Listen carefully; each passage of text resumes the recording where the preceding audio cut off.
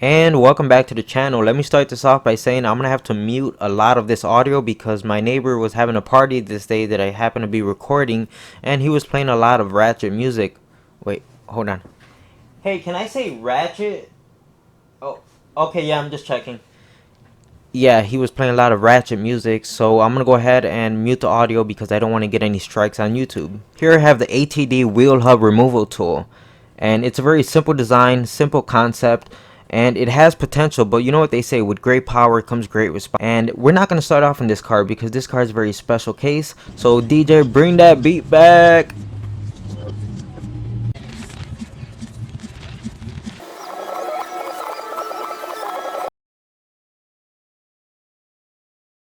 As I just showed you, this tool comes with a bag of nuts, variety pack. And that's really nice because it means you don't have to use your original lug nuts to hold this tool down and potentially damage them. As you can tell, the tool is built very heavy duty, and it has to be that way because it takes a beating, quite literally.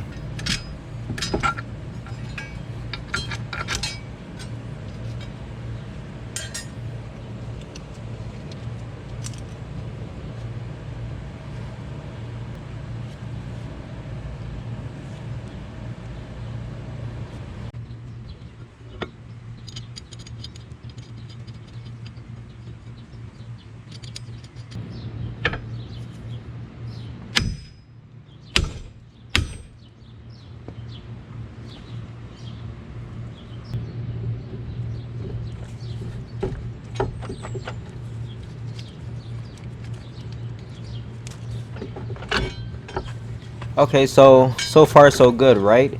But I know what you're thinking. Hey, why don't you show us some wheel bearings that haven't been changed in the last 2 years? Here's a clip from one of my previous videos, and you could tell this wheel bearing has not been out in a while. Oh, we may have a problem here. Should have looked at this before I started taking anything apart. That right there looks really sketchy. I don't even know if we're going to be able to get this nut off. Let's find out. You can see we have the smoking gun here. The Milwaukee Mid-Torque was able to get the job done. It kind of made its own threads on the way out. Okay, so sorry about the air compressor, but the next problem we came across is the CV shaft is seized inside of the hub. So I'm here pressing on it, penetrating fluid, air hammer. You know, I'm not hitting the actual axle. But if we come on the backside, you can see it's starting to move. So that's good. Just one problem after another.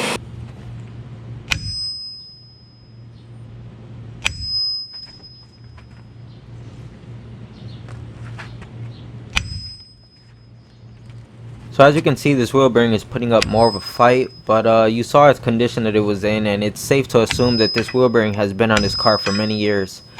But honestly, it's not too bad, and there it goes. It popped right off. The tool is working great, and so far, I'm loving it. And now we could go back to the beginning of this video with the LS460. Yes, this video has more twist than an M. Night Shyamalan movie. Now, I've seen a few different videos on this tool, and if you read through the comments, you're always going to see the same thing.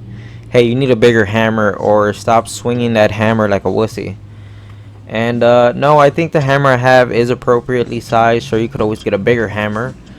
But as far as swinging it, no, I know what this tool is intended for. I know how it works, and trust me, I was swinging the hell out of that hammer. So I'm sorry if it looks like I'm not swinging it hard, but I actually am. It just doesn't translate very well throughout the video.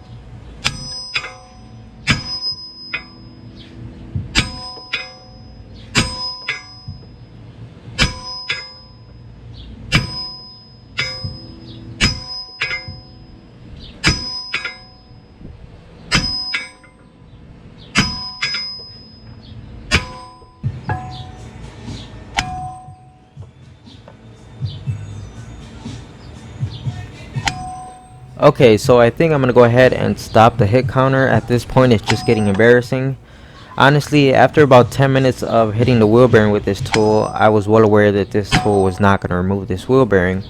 But the fact that it was the first time I was using the tool, and the fact that I'm recording to try to make a review video on it, I was pretty determined to get the tool to work, but it wasn't going to happen. You could obviously see my struggles.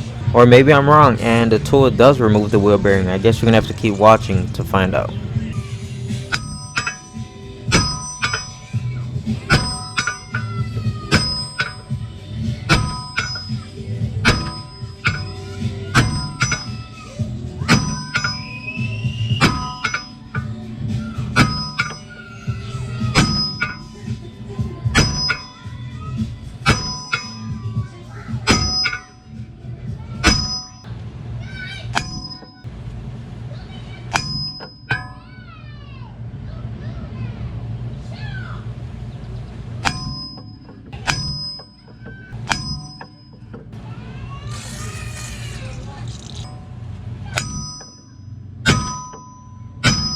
At this point, I'm just stopping to look at everything and kind of rethink my life decisions.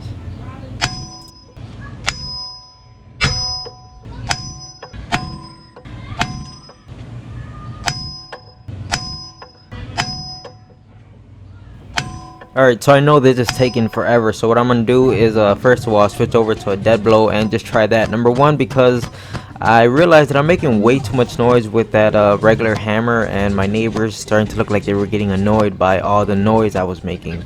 So I switched over to a dead blow, and also let's kick this thing into hyperdrive because it is taking forever.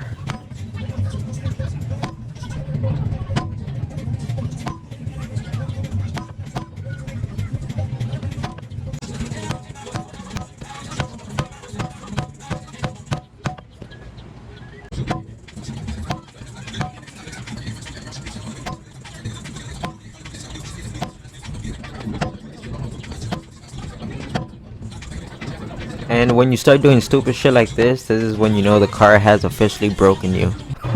In case you can't tell, I'm frustrated. I've been defeated.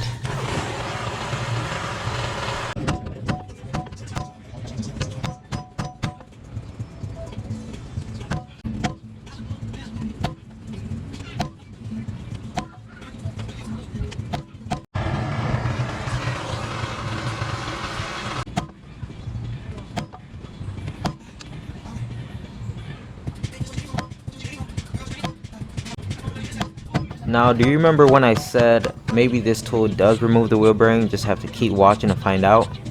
Yeah, well, that was a lie. Alright, so my final impressions and thoughts on this tool is it's actually a great tool. Since this video, I've used it so many times, and 9 out of 10 times it actually works. And it makes the job easier, more efficient, and you can make your money that much faster if you're interested in getting one. But just like situations like this car right here, it's not going to work on all of them. Alright, so it is now the next day. So we have plenty of hours invested in this, and I finally just got the knuckle off. This, you gotta figure, there's 5 ball joints here you gotta separate. You see, 1, 2, 3, 4, 5. That's absurd, okay? And each one will fight you. It was getting so bad that I had to go to Harbor Freight and buy a 20-ton press. Okay, that's how much this got to me. And I am glad to say that it's starting to move. You see that gap right there? Don't mind this, I got really crazy with the air hammer, but I decided to stop at a certain point because you don't want to do too much damage. But it is starting to move. You can see the gap. This is one of those jobs where the average DIYer starts it and you're not going to be able to finish it.